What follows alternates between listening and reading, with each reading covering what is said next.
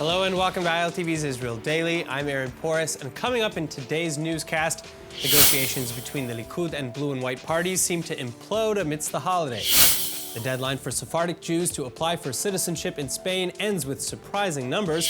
And stick around to find out how the traditional Jewish shofar, or musical ram's horn, is made.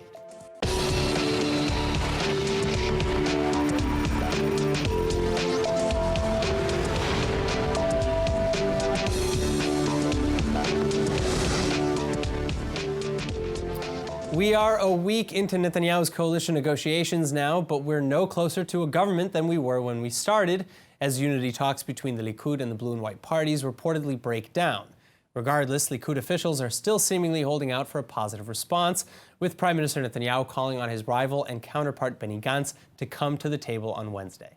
בסוף סיכמנו שהצוותים ייפגשו פעם נוספת ביום רביעי בבוקר, ואנחנו ניפגש כנראה ביום רביעי אחר הצהריים, לפנות ערב, ונעשה את הניסיון האחרון, ואני אגיד לכם, אזרחי ישראל, אין פתרון אחר. עכשיו, או שנעשה אותו עכשיו, או שנעשה אותו בסוף. אחרי שאני אחזיר את המנדט, ואחרי שבני יחזיר את המנדט, בסוף יישארו 21 יום, נגיע לזה, רק לזה. אין אלטרנטיבה אחרת. מוטב מוקדם מאשר מאוחר. Immediately following the Sunday meeting, however, the Blue and White Party released a statement of their own saying that, regrettably, Likud is sticking to its preconditions of a Netanyahu-first government, and within this framework, Likud is insistent on the 55-member bloc and on throwing around slogans with the sole aim of generating support in preparation for dragging Israel into another round of elections at the behest of the Prime Minister. And then in line with this thinking, blue and white officials on Tuesday announced that their expected meeting with Netanyahu on Wednesday would not happen, especially with Netanyahu's pre-indictment hearings set to begin, though a meeting later in the week or next week is not out of the cards. Netanyahu, on the other hand, responds saying that he's stunned that blue and white was torpedoing the deal and that blue and white's number 2, Yair Lapid, was really to blame for objecting to the proposed rotation agreements. Meanwhile, also on Wednesday, Prime Minister Netanyahu is set to sit for his first pre-indictment hearings. Attorney General Avichai Mandelblit agreed, though, to spread the hearings out over 2 weeks instead of just the planned 2 days. So starting October 2nd and 3rd, Netanyahu and his legal team will discuss Case 4000, or the Bezek probe, and he'll hold hearings on Cases 1000 and 2000 regarding graft and breach of trust on the following Sunday and Monday ahead of the Yom Kippur holidays. Netanyahu, though, for his part, continues to deny that there's any evidence of wrongdoing against him, adding that we shouldn't buy into the hype and the fake news. And now joining us for more on the ongoing coalition talks, we have Dr. Martin Sherman, the founder and executive director of the Israel Institute for Strategic Studies, and Mark Schulman, columnist for Newsweek and editor of HistoryCentral.com. So we'll start with you, Dr. Sherman. Why did Kahol Lavan officials blow up the meeting today? Well, I think what we're seeing is the enactment of the BDS, Babylonian Derangement Syndrome. I think that they're hanging onto the cause that they don't want Netanyahu in the government at any cost, and they'll hang on to any excuse to keep him out of it. I think obviously the key to this whole impasse is Lieberman, and if pressure can be brought to bear on Lieberman to give up his contrived, I think, opposition to the Haredim, because Lieberman's past is strewn with many, many deals with the Haredim, then we don't need a unity government. We could have a comfortable majority for a right-wing government. Okay, well, let's kind of talk a little bit about some of the blue and white's objections as well, because they're saying that it's about this 55-member right-wing bloc. It's mostly about the bloc and not about Netanyahu? I think Netanyahu could be overcome, including the suggestion that President Rivlin made, that the law gets changed and that he leaves the minute he gets... Gantz said no to that suggestion. Well, he said no intermediate. That's a negotiating plan. What do you expect him to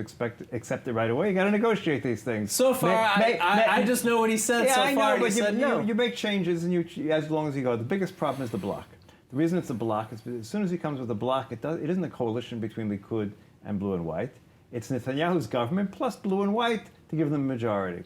The whole point that the whole country wants, by 70-something%, is they want a unity government made up of Likud and blue and white without the Haredim, without the religious parties, without Meretz on one hand, without all these parties on the left and right. And they want the centrist government, centrist right, whatever you want to call it, but certainly without the religious. That's what every survey in this country says. That's what people want. For Netanyahu is insisting on the whole bloc for 2 reasons. Number one, he's afraid that if he doesn't insist, one of them will jump ship and join blue and white. And number two, because it gives him more power. The moment he agrees to adjust Likud blue and white, I think a deal can be made. So why do you think that Netanyahu is maybe doubling down, Dr. Sherman, instead of maybe getting rid of, negotiations aside, if this is what the public overwhelmingly wants, why wait? Well, I think Netanyahu has formed this bloc to increase his political power, and breaking the bloc will reduce his power. I think he's hanging tough. Netanyahu has overcome a lot of obstacles up to now. He's been faced with tremendous opposition. 3 parties, 4 chiefs of staff, and the mainstream media have all been against him. And they haven't really been able to overcome him. So I think he's hanging on to his political base and doesn't want to erode his political power. So what, are they going to wait until there's a third election? Because it sounds like this kind of back and forth. Okay, so first of all, we have more time. The reality is right now, of course, Netanyahu has the power to form a government. He received the mandate from the president. But if he gives it back to the president, then it's Gantz's turn. So Gantz can go forward with the same... But there's no way Gantz can form a government. He can go to the same deal. Gantz can't form a government. He can't have Lieberman in a government supported by the Arabs. First of all, he could, but leave that part aside. That's the point. He can't have Lieberman in the government if he's supported by the Arabs. First of all, if Lieberman's hatred of Netanyahu was greater than his hatred of the Arabs, he might. But I'm not suggesting that. I'm suggesting if there's going to be a deal without the religious parties, without the bloc, that deal can be made on the last day. There's no reason why to assume that Netanyahu has to do it to start with. Do you have faith that the ruling parties, blue and white and Likud, will actually do everything in their power to avoid a third election? No, because I think Netanyahu wants a third election. Netanyahu is good for a third election. Why? If he remains in power in the third election, he's still the interim prime minister. There's no way to remove him from power. There's no way he can continue being prime minister. As long as he's prime minister, who knows what could happen? But the hearing is starting now, and that could drastically affect any election results. Look, what happened here? First of all, he asked for 4 days. Why did he ask for 4 days? He didn't make any positions in writing. All the positions were done orally. Now he had 4 days of talking. He'll throw everything up against the wall. And then he'll say, Mandelblit, you can't make a decision right away. Look at 4 days worth of arguments. It has to take you months. I can already hear the lawyer saying, well, there's so many arguments, it'll take Mandelblit a long time to come to a decision. Listening to you could actually think that these charges had substance to them.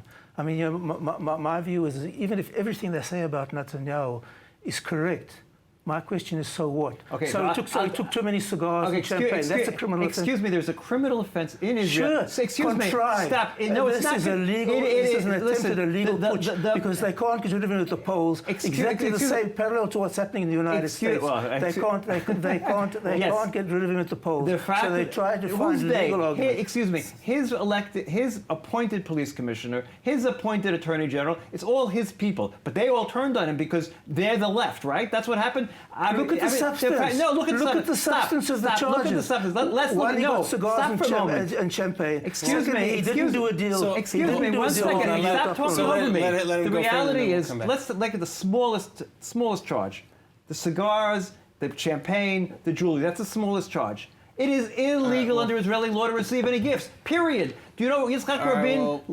We don't want to get too much into the cases. No, but the fact of the matter is, it's illegal. You think it's inappropriate? It's illegal. Then use administrative punitive measures, not criminal ones. It's illegal. Illegal. You go to court. You charge somebody. All right. Well, unfortunately, we're going to have to stop it there. But gentlemen, thank you so much as always for coming in and sharing your insights. We'll see you again soon, I'm sure. Thank you. All right, it's been over 500 years, but the government of Spain has finally made amends for the Spanish Inquisition, which led to the death and displacement of hundreds of thousands of Jews in the late 15th and early 16th century. Or at least Spain is trying to make amends with the reissuing of Spanish citizenship to Sephardim, or Jews of Spanish origin, through a program that ended Wednesday. Under the reign of King Ferdinand and Queen Isabella, at least 200,000 Spanish Jews were converted, killed, or exiled. So to correct this, quote, historic mistake, the Spanish Parliament passed the repatriation program in October 2015 and extended it by 1 year in 2018 as applications continued to flow. And while only 6,000 people so far have been granted citizenship, since the process is long and complex, over 132,000 Jews across the globe have submitted applications. This out of the roughly 3.5 million Sephardic Jews who are counted globally today. So to apply, an applicant had to prove Sephardic origin through genealogical or rabbinical proof, and then physically take that paperwork to Spain to be approved and notarized. Applicants also then had to prove a, quote, special connection to Spain, as well as pass Spanish language and cultural exams. And finally, most applicants came from Latin American countries, with around 20,000 from Mexico, 15,000 from Venezuela, 14,000 from Colombia, and 4,000 from Argentina. At least 3,000 applicants, however, came from Israel. Now moving on, here with us today is Ifa Segal, the executive director of the International Legal Forum, a nonprofit that fights against human rights violations, radical ideologies, terror, and the BDS campaign. And their latest fight has actually been focused on the recent decision in Belgium to make kosher slaughtering illegal. Ifa, thank you so much for joining us. Now, I understand that, this fight is now at the international scale. It's brought before the court system of the EU. Right. So where do we stand? What's going on? So this case was brought to us by members of our community, of our legal network. We work with about 3,000 members, lawyers, organizations, and activists around the world. And so they were very, very concerned about the possible implications that this decision might have on the entire, religious minorities in the EU. And so we decided not to look at this as a local issue, but to understand that this might actually lead to an earthquake. What will happen to religious minorities in Europe? What will be the future of Europe? So this is why we decided to pick this fight. Yeah, well, and I understand that, as you mentioned, this has implications against the halal Muslim and the Muslim community yes. As well.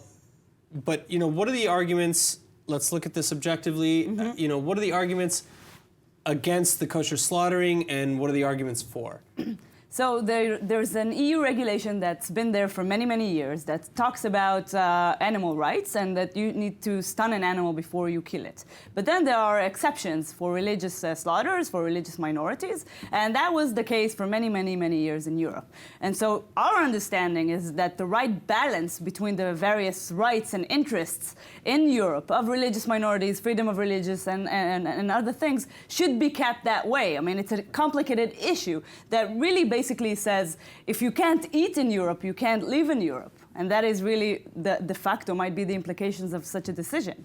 And that is why we think it's the right balance was actually infringed now when this decision from Belgium. So why do you think this changed? And why do you think maybe Belgium said threw up their hands and said we're not gonna touch this one? Well, I think there was a lot of pressure. I think a lot of pressure is coming from extreme left-wing groups and right-wing groups. I mean, we heard voices saying, this is our way to kick out the Muslims and the Jews are just collateral damage, or radical left-wing groups that say, you know what, this is a really proper animal rights issue. But as I said, we look at it as a balance, and we've built a coalition that within our coalition we submitted to the court. There are Christian organizations and Muslim organizations, even Buddhist organizations, and of course Jewish organizations, human rights groups, animal groups, lawyers, etc. And we all say, look at everything that is at stake, look at everything that you put on the scale, and you have to balance it properly because it is a hard decision. Absolutely. But this is the way to balance it. And kind of what specifically are you and your organization involved in right now? How are you taking this fight kind of to the courts? So we thought that we needed to bring arguments that are not just from let's say, the local Muslim or the local Jewish communities. We need to bring, broader arguments from a broad coalition. We have organizations, as I said, from all religions, from all over the world, to say, this might have, you're opening Pandora's box. Look at what this can do to Europe, what this can do to minority rights in Europe, what this can do to the future of European Jewry or even the Muslim communities, and you have to look at it from a broader perspective. All right, Ifa Segal, thank you so much for coming in. I hope that nobody takes this decision lightly. Thank you so much. I hope so. Thank you so much. All right, moving on now to the world of sports. It seems that Israel's female athletes in Doha, Qatar just couldn't make the cut this time around, as all 3 women from the Israeli delegation unfortunately slipped behind the competition, and the remaining 3 athletes are all competing in the men's marathon event later this week. But while Israel may not have emerged victorious just yet, the Israeli athletes fought an impossibly hard fight, battling not just against the other competitors, but against the elements themselves. In fact, just to avoid the oppressive heat, the women's marathon event began midnight on Saturday. But still, with temperatures and humidity dangerously high, 28 out of the 68 women dropped out, 30 were given medical inspections, and 1 was shortly hospitalized. Israel's own Lona Chemtai Salpeter was among the many who failed to finish, when at the time of her collapse, she was at mile 20 and in 5th place. Well, after the race, Chemtai said that those who win, they're heroes, and those who finish, I tell them they're strong. But even those who didn't finish, they're also strong. They tried their best. Additionally, in the men's 50K walk, 15 of the 46 racers dropped out, while in the women's 50K walk, 6 of the 23 failed to finish as well. Well, in line with the abysmal results, distance running legend Haile Gebrselassie said that it was a mistake to hold the track and field world championships in such a hot climate, and that athletes could have died. The IAAF, however, defended the decision, pointing to similar completion rates at championships in '91 and in 2013. Finally, though, on another note, 2 asylum seekers from Israel are also taking part in the events in Doha. Jamal Abdelaji Isa Mohammed from Sudan and Teklawini Melaki Jebrayasus of Eritrea both competed at the 5K race, the first time that asylum seekers in Israel took part in the competition.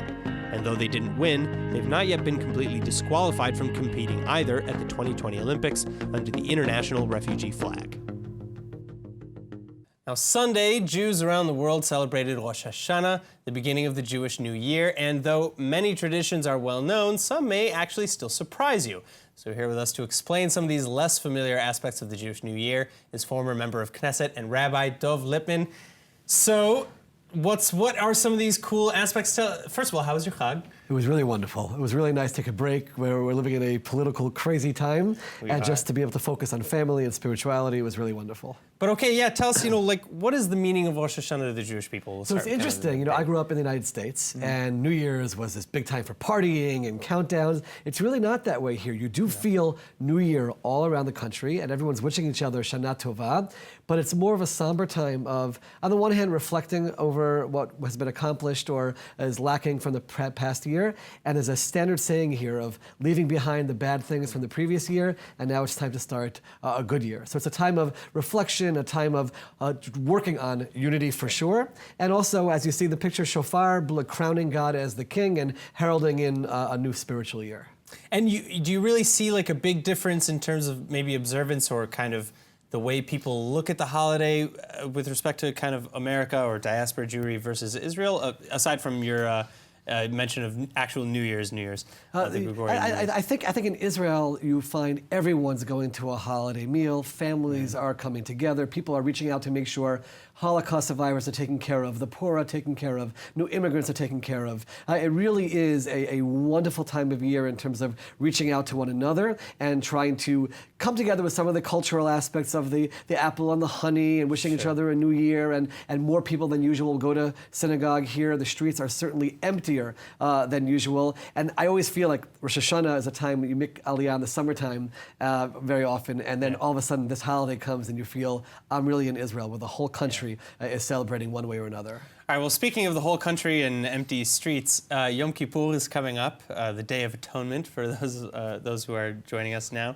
And that has a lot of kind of meaning, obviously, coming from Yom Kippur, or from Rosh Hashanah. Tell us a little bit about Well, first of all, just on the spiritual level, Rosh Hashanah is sort of crowning God as king, and overwhelming majority of Israel believes in God, putting aside religious practice. And then the second step is, now that God's our king, it's time to atone for that which we've done wrong, which everyone can understand in their own way. But way over 90% of Israelis are fasting on Yom Kippur. It's a traditional day where secular and religious are able to bridge that divide. Yom Kippur night, you will have synagogues throughout Israel filled with people saying the same prayers. That's the most amazing thing. After it's all said and done, we have all of our disagreements, but that's an atonement as well, that we come together, we pray together, we sing together, the streets are quiet, as everyone has at least one day in the year to be reflective and spiritual and try to atone for those things which they've done wrong. And so I guess, maybe if you could leave us on a good note of something that people, even if they're not necessarily celebrating Yom Kippur in the traditional Jewish sense, something that they can maybe take away for their own kind of home practice or something. I think it's the first statement we make in synagogue on Yom Kippur night in all the synagogues is we allow the sinners to come and pray with us. Who are those sinners? For those who are right-wing, it's left-wing it's right-wing, religious, it's secular it's religious, and we're saying all those walls come crumbling down, and we're all in this together. Whether somebody's in synagogue or not in synagogue, I think that is the message of Yom Kippur, which tells us after it's all said and done, all we really have is each other. We can fight, and we can argue, we can debate, but we have to find a way to cross over that and be tolerant and coexistent, and that will be the key to our success here in Israel, and that's hopefully what all of Am Yisrael, all the Jewish nation, can walk away with on this Yom Kippur. Is this your favorite holiday? Anything that unifies is my favorite, so certainly it plays a big role. Rabbi Lippman, thank you so much as always. Thank you. Now that we've learned a whole lot about the Jewish New Year, we can really dive into a main staple of Rosh Hashanah and Yom Kippur, the Shofar. And thanks to ILTV's Nittany Manson, we have a lot more details on what it is, what it's for, and how it's made. The shofar is a strong symbol of the high holy days for Jews all around the world. But ever wonder what they actually are or how they're even made? Well, the shofar is an instrument typically made out of the horn of a ram, a goat, or a sheep. And even though cows are technically kosher, it's not allowed to make a shofar out of their horns. In ancient times, the shofar was often sounded to alert cities in wartime. But today, the blast is meant to wake people up spiritually and get them ready to face the new year ahead. When making a shofar, you first take the horn of the animal, puncture a hole in it, and drill through so there's an open space inside, because, well, there's cartilage in there that you'll have to take out. The animals are usually around 6 years old, and don't worry, no animal is killed only for its horns. They're taken as a byproduct from animals being used for food. And animal horns are usually curled, so for the next step, you'll need to put the horn over a fire and heat it up to straighten it out. The mouthpiece is important because the shape of it can make or break how well your horn sounds. And finally, after all this, the shofar is shined up and ready to blow. And fun shofar fact of the day, people who really have an ear for the shofar say the sounds heard from an Ashkenazi shofar differ from those made by a Sephardic one. Why, you ask? Well, Ashkenazim traditionally use a ram's horn, while Sephardim usually use a kudu horn, which is a type of antelope. And that is how the shofar is made. All right, this next story is about how Jews from all over the world celebrate the new year, and maybe even more interestingly, from where they're celebrating. So, ILTV's correspondent Shanna Fuld is actually with us to tell us about some of the very interesting places where people are marking the holidays that you actually might not have heard of. Shanna, thank you so much. Take it away. So, it's only known that there are about 5 to 10 Jews still in Cairo, Egypt. But if you would take a look at some pictures that were posted from the Drop of Milk Association, which is an organization that anchors in on Jewish heritage and maintaining Judaism in Egypt, you'd see it looks like there's about 50 people who showed up for services. I thought this was very impressive. Now, also, there's another community that really surprised me. This one is Papua New Guinea. Now, I didn't think that there was a Jewish community there, but there is. Unfortunately, I wasn't able to get too much information from them because there's actually a procedure that you have to go through in order to get information about their community. Wow, so very tight-knit, tight-lipped. Yeah, and I also think that we take it for granted that we can just practice Judaism out here in the public. There are a lot of communities around the world where you still can't do that. Now, there's another couple in the Far East, and this is Hong Kong and Chengdu, China. Wow. Now, Chengdu was the most interesting one for me because I wasn't really familiar with this organization. The Chabad is there, and they said they had about 80 people show up for services this past weekend, and one Japanese person who even said that he came because he found out that he was Jewish. That's amazing. Yes, it's really amazing, and there's a mix of culture. They have Sephardi, they have Ashkenazi. Okay, well, and last but not least, you said Shanghai, or was it? I said Hong Kong. Hong Kong, okay. And what was in Hong Kong? So in Hong Kong, I think what was interesting was that I learned there's not necessarily one tradition that they have because they have people from all over the world in Hong Kong. Sure. Hong Kong is a really international city. And so you have Ashkenazi culture and Sephardi culture, and they kind of just make a blend for their holiday. And they just do all sorts of, All right, well, that's amazing. I'm surprised about, especially Papua New Guinea. That was a bit shocking. But Shanna, thank you so much for coming in and shedding some light on this. No problem. All right, now let's take a look at the weather forecast. Coming up, you're going to expect partly cloudy skies with comfortable temperatures, as the low tonight is expected to sit at about 70 or 21 degrees Celsius. Then the high tomorrow will be at about 83 or 28 degrees Celsius. All right, that's it for today's news. Today's exchange rate is 3.49 shekels to the American dollar. For more news from ILTV, please like ILTV on Facebook and follow us on Instagram. I'm Aaron Porras. Thank you so much for watching.